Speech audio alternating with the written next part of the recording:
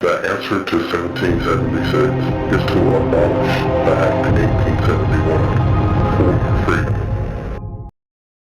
The notorious owner of the World Trade Center, Larry Pollitt Silverstein, doesn't think that his $5 billion in insurance payments are enough to reimburse his losses during 9/11. Despite admitting to pull World Trade Center 7 despite moderate fires, Silverstein is now suing the airlines, whose planes flew into the towers for extra billions. Instead of donating even a penny to the 9/11 first responders who were told they would be fine while inhaling toxic substances only to be denied health care for their chronic conditions, Silverstein says that he simply hasn't been relieved of his economic loss that suffered after 9/11. Even after receiving around $5 billion from his insurance company following the destruction of the World Trade Center buildings, he says that he needs another $3.5 billion to line his pockets. An additional $3.5 billion that brings the total to $8.5 billion, which airline attorney Roger Podesta says will be 2 times the fair value of the fallen buildings.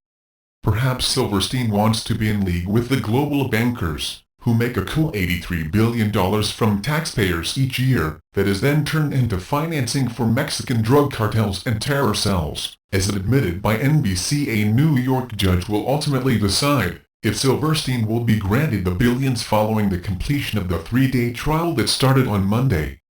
Larry Pollitt Silverstein, but before we even look at the ridiculous loads of cash that Silverstein is seeking after already raking in billions from his hefty insurance policy, let's look at how he suffered these economic losses.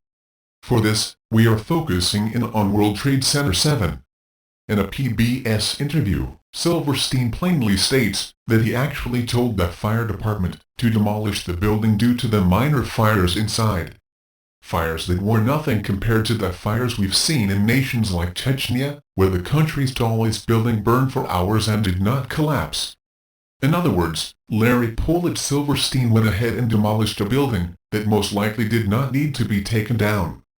You can watch the interview segment, where Silverstein details all of this below, where he talks about how he made the decision to pull it. So at this point we have Silverstein making a nice $5 billion on a building that was suffering from minor fires, cashing out on the relatively new insurance policy that he acquired.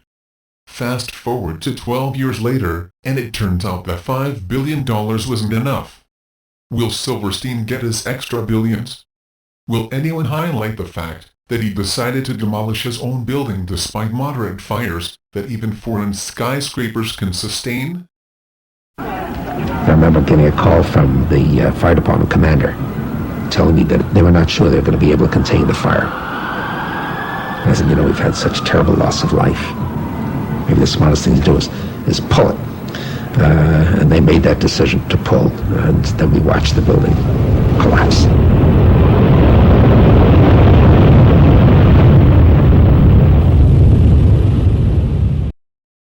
The answer to 1776 is to abolish the Act in 1871 for your freedom.